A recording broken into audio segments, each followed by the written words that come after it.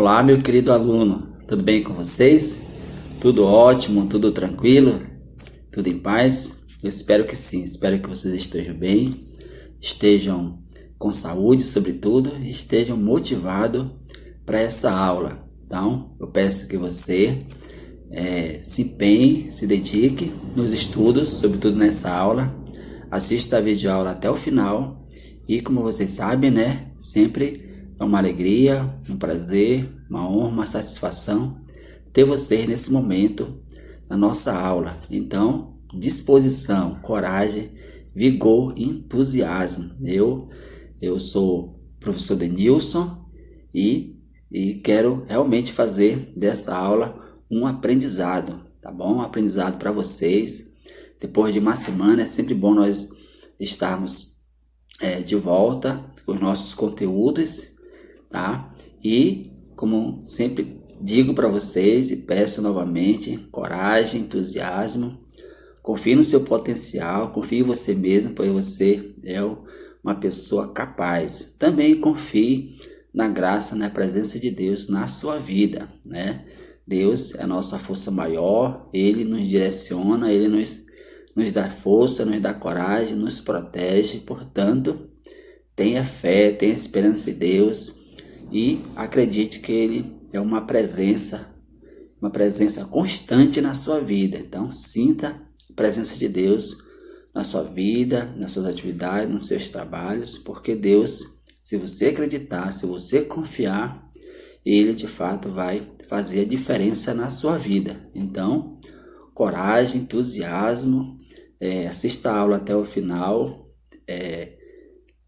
e peço a você, meu caro aluno, minha cara aluna, você que ainda não veio para a aula presencial, eu faço o convite de uma forma muito pessoal. Então, se você estar bem, sua família estar bem, está tudo em paz com vocês em relação à saúde, então você está sendo convidado a vir para a aula presencial. Estamos abertos, disponíveis para lhe acolher e acolher de uma forma muito carinhosa. Você está fazendo falta aqui na escola, certo, alunos? Então, empenho, dedicação, força. A gente sabe que tem os desafios da vida, do dia a dia, mas entenda que você é capaz de superar todas as dificuldades, tá? Porque você é uma pessoa capacitada, você é uma pessoa capaz e você tem Deus,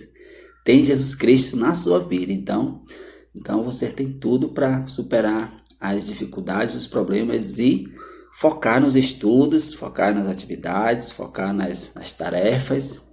E dessa forma, tenho certeza que você vai ter muito sucesso, certo? Então, como eu sempre digo, né, conta com o professor aqui, eu conto com você, com o seu empenho, e dessa forma nós vamos crescer juntos, certo? E no final, a alegria vai ser para todos, o resultado vai ser muito positivo. Então, agora acompanhe essa aula e, como eu sempre digo, né, depois você pode interagir com o professor, certo, alunos? Então, vamos à nossa aula de hoje. Assunto: o consumo como prática social. Página 22 a 28. Alunos, por gentileza, acompanhe aí no seu material esse conteúdo e acompanhe também com atenção essa aula, certo? Alunos, como vocês bem sabem, né, a gente sempre faz a revisão da aula anterior. Então vamos lá fazer uma pequena revisão das ideias principais da última aula do assunto estudado. Tudo bem? O nosso conteúdo foi consumo e meio ambiente no mundo globalizado. Então, a gente viu a relevância desse conteúdo, né? Sobretudo quando fala de meio ambiente. Então, uma questão para a gente se preocupar e ter muita atenção quando se trata de questões relacionadas a meio ambiente. O texto diz o seguinte: se queremos sobreviver como espécie, temos que aprender a mudar ideias e estilo de vida para viver em uma economia reciclante e equilibrada. tal como o resto da natureza. Então veja bem, uma economia reciclante, isto é, nas nossas práticas de poder sempre reciclar os produtos que a gente pode reutilizar, tá sempre com esse cuidado e cuidado com o meio ambiente, certo? Vamos lá. Como a sociologia observa o fenômeno social do consumo? Quais são suas características históricas e sua dinâmica em uma sociedade cada vez mais globalizada? Como lidamos socialmente com a questão da finitude dos recursos naturais?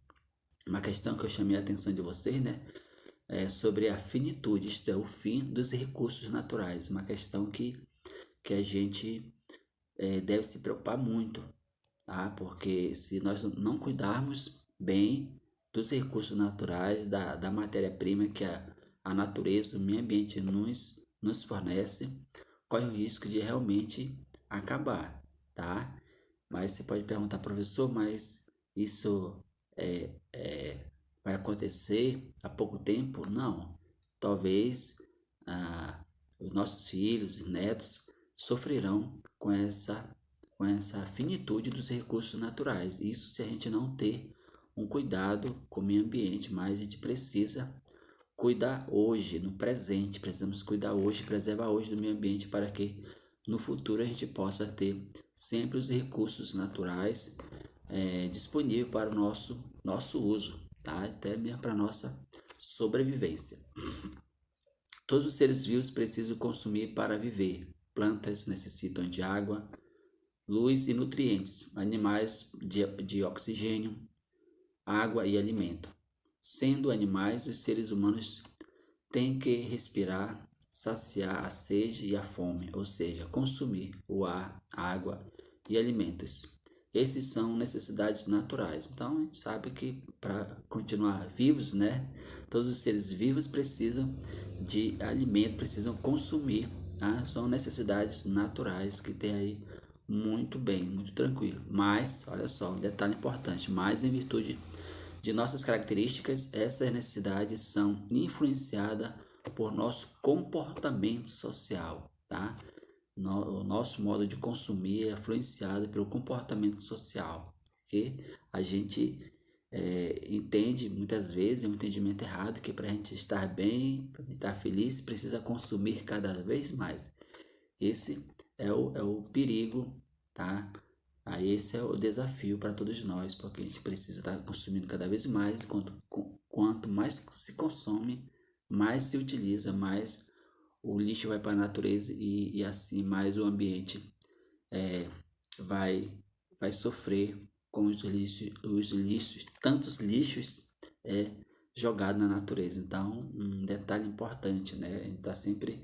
É sempre importante a gente pensar, refletir sobre o nosso comportamento, se o nosso comportamento está sendo de fato um comportamento sustentável, isto o nosso comportamento está sendo um comportamento que preserva, que cuida do meio ambiente, da natureza como um todo. O consumo humano, sua dinâmica e seus impactos sociais e naturais é objeto de estudo da sociologia. Então, como a gente bem sabe, né, a sociologia realmente se interessa por essas questões sociais, tá? Essas questões do ser humano vivendo em sociedade, pois exerce um papel muito importante na determinação da organização econômica da sociedade e de suas instituições culturais, bem como das motivações e experiências pessoais. Para entender o consumo como um dos mais importantes elementos constitutivos do modo de vida na contemporaneidade, é fundamental recorrer à ideia de mercadoria. Alunos, como vocês bem viram, aqui a gente vai entrar num outro aspecto relacionado à mercadoria. Então acompanhe aí com atenção. Com as transformações provocadas pela Revolução Industrial entre os séculos 18 e 19, consolidou-se um sistema econômico que tem por base a produção e a circulação de mercadorias, o que inclui, é claro, o consumo. Esse sistema é o capitalismo. Então, como você bem sabe, o capitalismo se baseia de fato na produção e na circulação e no consumo de mercadoria. tá? E vamos ver um detalhe importante relacionado ao fetiche da mercadoria. Alunos, eu preciso enfatizar uma ideia novamente, né? A questão de mercadoria. Eu gosto de sempre citar o exemplo, se a pessoa produz um objeto só para o seu uso pessoal, digamos assim, isso não é mercadoria, é apenas um objeto de uso. Mas se a pessoa produz determinados objetos, produtos para comercializar, para vender, aí sim esse produto se torna uma mercadoria, tá? Um detalhe importante, mas é de extrema importância para vocês entenderem bem, ok? A mercadoria é misteriosa, simplesmente por encobrir as características sociais do próprio trabalho dos homens, apresentando-as como características materiais e propriedades sociais inerentes aos produtos do trabalho. Por ocultar, a mercadoria tem a finalidade de satisfazer as necessidades do comprador. Venham estas do estômago ou da fantasia, tá? Na visão de Karl Marx. Então veja aí que nós somos motivados, tá? A todo instante a sempre consumir, sempre comprar, tá? Seja motivado pelo estômago, né? Pela vontade de comer tantas coisas deliciosas, gostosas que existem por aí, né? E também pela fantasia de você estar passando na frente de uma loja, estar no shopping, tudo que você quer, tudo que você vê, você deseja, tá? Então, nós somos realmente impulsionados, nos nossos desejos ficam muito aflorados para, de fato, comprar cada vez mais e consumir cada vez mais. É nisso que consiste o fetiche da mercadoria, tá? Na obra de Karl Marx, O Capital, a satisfação está ligada à utilidade da mercadoria, isto é, a seu valor de uso. Então, você vê a mercadoria, você vê o produto exposto ali, você logo passa a ideia na sua mente, vem a ideia na sua cabeça de que você precisa daquele produto, tá? Mas aí tem um detalhe, aí você, como um crítico, tá? Uma pessoa que estuda, que tem uma visão, que está desenvolvendo uma visão crítica da sociedade, você se pergunta, será que de fato estou precisando? Ou é só para satisfazer o meu desejo de compra, de consumir? A gente precisa fazer essas perguntas, né? Precisa fazer essa reflexão, tá? O fetiche da mercadoria oculta as condições de sua produção, o caráter social do trabalho. Como eu sempre digo para você, né? Você olha para o produto, para a mercadoria ali, você nunca pensa nas pessoas que a produziram, tá? A mercadoria está exposta, você nunca pensa no trabalhador que produziu ou nos trabalhadores, tá? Porque você bem sabe que um produto ele passa por várias mãos até o seu acabo, até a conclusão do produto, até o término da mercadoria, tá? Então, a gente pode pensar assim que aquele produto que está ali, que você está vendo, que está contemplando, que está exposto na vitrine, você pode pensar assim, que muitas vezes até pode ser fruto de um trabalho escravo, tá? E que o trabalhador talvez acordou cedo, pegou um trânsito cruel, né? E talvez trabalhou até além do que deveria trabalhar para produzir, né? A gente nunca faz essa reflexão, mas Karl Marx ele propõe a gente fazer essa análise, tá? Porque, como diz aí, o fetiche da mercadoria oculta as condições de sua produção. A gente nunca pensa nas condições do trabalhador que produziu a mercadoria. Então, esse é o detalhe dessa questão que eu espero que você esteja compreendido muito bem. Aí está a imagem, né? A mercadoria oculta as condições no qual o trabalhador produziu, tá? Será que o trabalhador está com todos os seus direitos garantidos? Tá com... Será que tem férias, tem 13º e tudo mais? A gente precisa ou até mesmo está trabalhando de forma ilegal, de forma de caráter de escravidão. A gente precisa, Karl Marx, ele nos chama a atenção para a gente fazer essas análises. Vamos lá, continuando. Pense bem no seu caderno. Pense no seu caderno. Ele tem a utilidade ele tem uma utilidade e satisfaz sua necessidade de anotar ou desenhar o que é dito em sala. Você pagou um valor por ele, mas será que esse valor está relacionado unicamente à utilidade do caderno? Não. Por trás do caderno há o trabalho de muitas pessoas, daqueles que plantaram e cortaram as árvores, ou no caso de ser de papel reciclado, dos coletores e recicladores de lixo, de quem o imprimiu, montou, transportou, vendeu. Há uma rede de pessoas cujo trabalho faz com que o caderno se transforme em mercadoria. Então, como eu falei para vocês, a mercadoria, o produto, ele passa por várias mãos. Por isso é possível afirmar que a mercadoria é produto de uma complexa divisão social do trabalho. Alunos, se você não tiver a oportunidade para destacar esses pontos aí, por favor, destaque, que é importante. É possível afirmar que a mercadoria é produto de uma complexa divisão social do trabalho. Por que social? Porque quando se fala social, está sempre falando de pessoas, de grupos. Então, a mercadoria passa por várias mãos, certo? Vamos lá, continuando.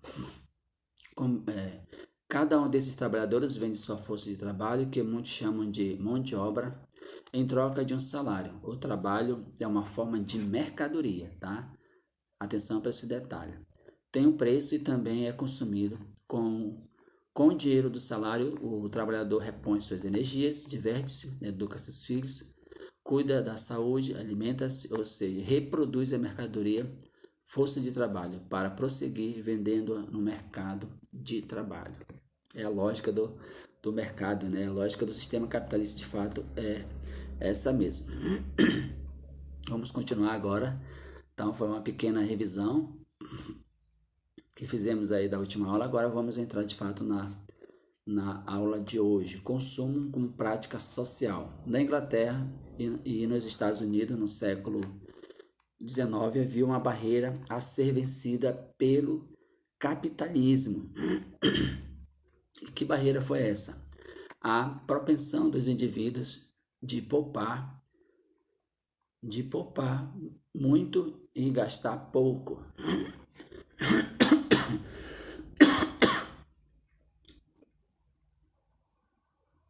Vamos lá, alunos, desculpa. O ethos do protestantismo se volta para a vida ascética e o trabalho regrado. Além disso, a vida acelerada das grandes cidades e a padronização dos produtos era o motivo de resistência por se remeterem ao pecado e à angústia. Gente, tem um detalhe importante aí, tá bom? Então veja que antes de fato o capitalismo se consolidar, ainda havia um modo de vida, um jeito de ser, um estilo de vida que não era muito ligado ao sistema capitalista. Então, o que a gente precisa entender? Que antes do sistema capitalista, as pessoas já estavam muito preocupadas em poupar dinheiro, certo? Guardar dinheiro para depois gastar, né? Vamos pensar assim. Porém, com a consolidação do sistema capitalista, e com o advento da publicidade, as pessoas são a todo instante instigadas a gastar cada vez mais. Então, poupar já não é bem-vindo, não é bem visto pelo sistema capitalista. O importante é gastar. E de fato, a publicidade, os anúncios e tudo mais, as propagandas, elas estão sempre trabalhando nessa perspectiva de que as pessoas precisam gastar cada vez mais, tá? Então, esse é o detalhe. Então, o sistema capitalista precisou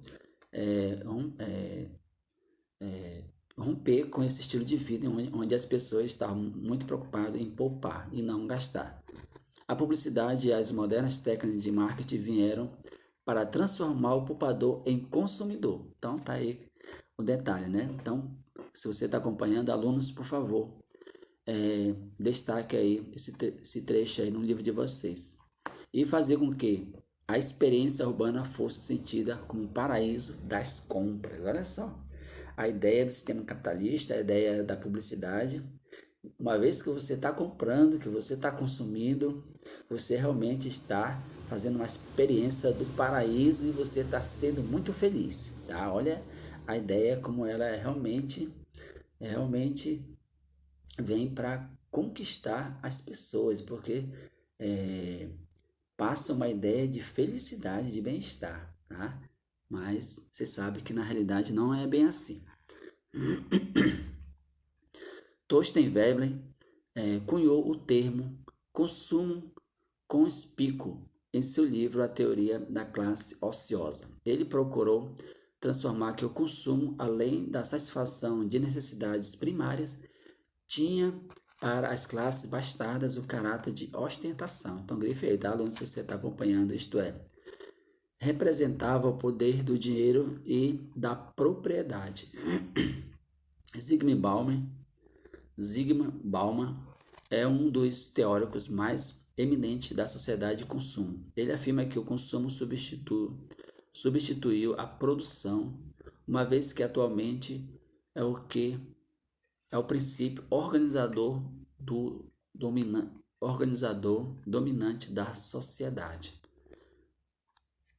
Então vamos lá, continuando. Enquanto a sociedade industrial se preocupava com seus membros em sua capacidade como trabalhadores, a sociedade chamada por Bauman de pós-moderna observa seus membros em seu papel de consumidores. Ser ou não membro da sociedade depende da capacidade de comprar bens e serviços. Então, alunos, destaque aí essa ideia importante.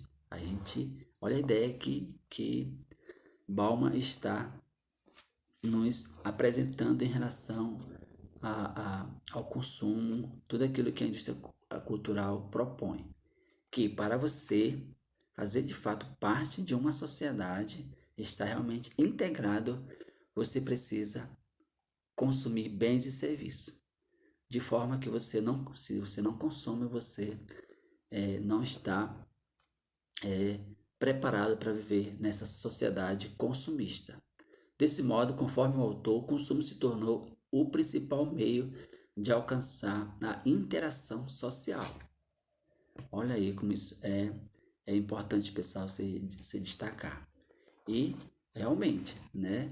Isso é tão verdade que as pessoas que não estão empregadas, as pessoas que não têm nenhum ganho, elas não têm como consumir, não tem como comprar. Então, para isso, para a sociedade de consumo, para a indústria cultural, não é bom, certo? O importante é você estar no mercado de trabalho, trabalhando, ganhando para consumir, portanto, consumir os bens e serviços que a própria sociedade de consumo propõe, tá? Então, veja como essa ideia, ela é até uma ideia que realmente exclui, porque se para a pessoa ser bem aceita na sociedade de consumo, ela precisa consumir, logo pelo princípio da lógica, se a pessoa não trabalha, não ganha dinheiro, portanto não está apta a consumir, e de certa forma ela é excluída, tá?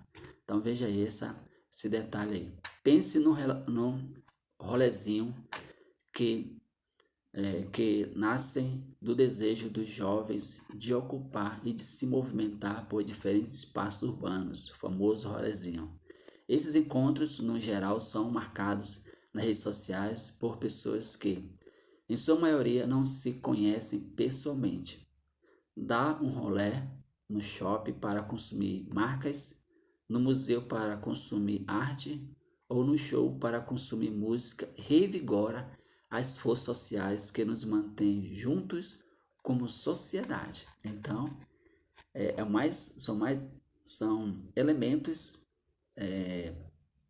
Os famosos rolezinhos são elementos que fazem com que as pessoas estejam cada vez mais inseridas na sociedade e gastando. O detalhe importante é gastar. Você saiu de casa, seja para fazer o que for, geralmente você está sempre gastando. Seja para o lazer, seja para ir ao médico, cuidar da saúde, seja para qualquer serviço, coisa que você possa ir fazer, entenda que a pessoa vai precisar gastar. É assim, né? É o sistema no qual nós estamos inseridos, tá?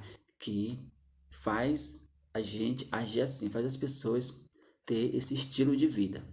Esses novos modos de interação social que emergem na sociedade de consumo têm, portanto, outros elementos constituintes além do desejo de consumo, de ostentação, viu só? Não é só o consumo, pessoal. Atenção para esse detalhe, não é só o consumo, mas a ostentação, como a criação e o reforço de laços sociais, de valores e crenças. Então, a pessoa não sai só para consumir, aliás, quando ela está consumindo, ela tá alimentando outros elementos, como a crença, os laços sociais, os valores e assim por diante. Legal, né? Muito boa essa reflexão. Espero que você, aluno, meu querido, minha querida, esteja compreendendo bem. Pierre Bourdieu mostrou que existe uma forte associação entre posição social e gosto cultural. O que isso quer dizer? Cada posição na estrutura, na sociedade, corresponde a um estilo de vida. Assim, o gosto é também usado como um recurso num conflito social entre diferentes grupos e classes em direção ao topo da hierarquia social. Pessoal, um detalhe importante. É que está falando de posição social, mas é classe social também. Entenda dessa forma, né? Se você faz parte de uma classe social, você tem um estilo de vida, tem um gosto, tem um nível cultural, tá? Se você tem um estilo de se você tem uma posição é de uma classe social mais elevada, classe média alta ou classe média, você vai ter um estilo de vida, tá? Vai ter um gosto, vai ter um nível cultural assim por diante, tá? Então, é nesse sentido que ele está falando, que existem as classes sociais e de acordo com a classe social que a pessoa pertence, ela vai ter um estilo de vida, um gosto, até uma forma de consumir. Aí ele chama também isso de hierarquia social. Ok, alunos? Vamos lá. Continuando. Comportamento coletivo, moda e modismo. A moda é um padrão social de comportamento que funciona como promotora de distinção social. Alunos, grife aí. O conceito de moda é um padrão social, tá? De comportamento. De fato é isso mesmo, né? A moda propõe um jeito de ser, um estilo de se vestir, um, um determinado estilo de roupa e determina o comportamento de muitas pessoas na sociedade, certo? Vamos lá, continuando. Bourdieu utilizou esse conceito para analisar empiricamente vários campos: o jurídico, o científico, o religioso, o político e o artístico.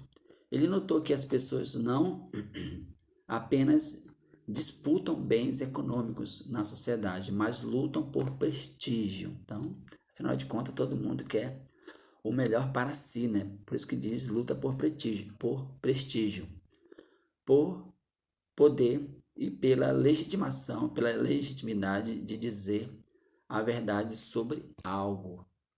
Então, quando você se comporta de uma forma, quando você se tem determinados comportamentos na sociedade, você está legitimando um modo de ser, uma visão de mundo e assim por diante. O campo da moda abrange os criadores, isto é, os estilistas, além dos modelos, dos jornalistas, das grifes, dos desfiles e das revistas especializadas, entre outros, formando uma espécie de sistema em que cada um apresenta quantidades diferentes de poder e status, não. Então é aquilo como eu disse, cada um de acordo com seu estilo vai demonstrar ou ter atitude de acordo com seu status, de acordo com a sua classe social e tudo mais. Não é só o lucro que move os estilistas, mas também o prestígio e o poder, que são uma forma de capital simbólico, tá, alunos? Então, atenção para esse detalhe. Não é só o lucro que move os estilistas, isto é, as pessoas que pensam na moda, né, que criam a moda, mas também o prestígio e o poder, que são uma forma de capital simbólico. Isso mesmo. Nem, nem todo dinheiro é, nem todo capital é dinheiro ou bens materiais. Esse mesmo código é compartilhado de uma maneira pelos consumidores mais atentos, tá? Então, quando se fala capital simbólico, está falando, de certa forma, de um determinado modo de ser, tá? De estilos de vida que as pessoas pegam para si, para se comportar, para viver na sociedade, tá? Então veja que essa questão não passa somente pelo dinheiro, tá? Mas passa pelos valores, pelas crenças, por tudo aquilo que a pessoa tem no seu universo, tudo aquela pessoa acredita e tem como filosofia de vida, como visão de vida, certo? Então por isso que é capital simbólico e que às vezes influencia muito mais do que o dinheiro, né? Embora a publicidade tenha crescentemente procurado individualizar os produtos, as preferências não são fenômenos individuais. A estratégia de marketing de direcionar produtos a públicos determinados se chama segmentação de mercado. Consiste em identificar um mercado, consiste em identificar no mercado um determinado grupo de indivíduos com respostas e preferências semelhantes a produtos. Então, como você bem sabe, né, no mercado, quando se trata de mercadoria, de produtos, você sabe que tem produtos para todos os estilos, né, para todas as classes. Tem produto para criança, para jovem, para adultos, etc. Por isso que é segmentação de mercado. Então, é uma estratégia de marketing, né? Para quê? Tá? Para fazer vender cada vez mais e fazer as pessoas comprarem cada vez mais, tá? Vamos lá que tem mais coisas aí pra gente perceber. Em vez de uma enorme quantidade de um único produto, passaram-se a produzir diversos tipos e modelos para diferentes grupos de consumidores. Então veja aí, diferentes grupos de consumidores. E para cada grupo de consumidores tem determinados produtos, né?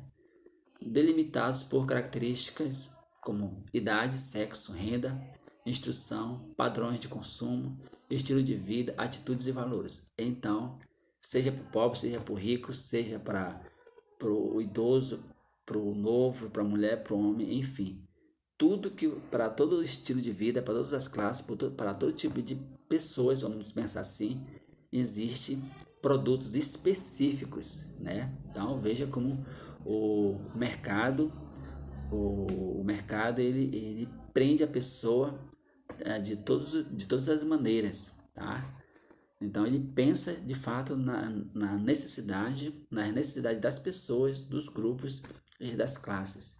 E para tudo que você pensar, tem bens e serviços, tá? Então, atenção para esse detalhe, porque a publicidade, ela trabalha em cima disso para fazer com que as pessoas consumam cada vez mais, mesmo às vezes não estando precisando. Né, alunos? Então, vamos lá, espero que você esteja atento, compreendendo aí essa temática. Ao associar produtos específicos para grupos específicos, reforçam-se os mecanismos de luta simbólica. Trata-se de uma disputa em que as pessoas não se agridem fisicamente, mas demonstram com base em escolhas e imaginam-se apenas uma questão de gosto. Suas posições na estrutura suas posições na estrutura de hierarquias sociais. Por definição, a moda altera, por definição, a moda se altera de tempos em tempos, mas não está relacionado somente à vestimenta. Caracteriza a arquitetura e estilo de decoração, móveis, entretenimentos, artes, linguagem, nomes, etc. Então veja aí que a moda está em todos os campos da vida, vamos pensar assim, na arquitetura, enfim, tudo que faz parte da vida de uma sociedade. Todos esses elementos podem ser sociologicamente abordados para entender comportamentos sociais. De fato, é isso mesmo. Tudo isso para entender o comportamento, entender comportamentos sociais. O alemão Georg Simmel estudou a moda há mais de um século. Ele viveu com os ricos ele viu como os ricos atuavam como criadores de tendências, com outras pessoas seguindo seus exemplos. Então veja que as pessoas famosas, as pessoas ricas, realmente elas têm a tendência, por serem pessoas ricas e famosas, elas têm mais influência e acabam influenciando no estilo da moda, no estilo de ser das pessoas. Mas o modismo é visto como um comportamento relativamente novos, que aparecem repetidamente, espalham-se rapidamente, são adotados com entusiasmo por um grande número de pessoas a um curto período de tempo e em seguida desaparece. De fato é isso mesmo, né? O modismo, então, às vezes acontece, tem um determinado produto que chega no mercado e viraliza, todo mundo fica sabendo, todo mundo usa, mas logo passa, tá? Não dura muito tempo. É nisso que consiste de fato o modismo. Ok, alunos? Então tá aí mais uma aula para vocês. Espero que vocês de fato estejam compreendido e entendido. Façam aí agora as atividades da página 22, 24, 25 e 29. Em seguida, façam as atividades em PDF que irei enviar para vocês. Então, fico por aqui. Meu muito obrigado, fique com Deus e até a próxima. Um grande abraço do professor Denilson.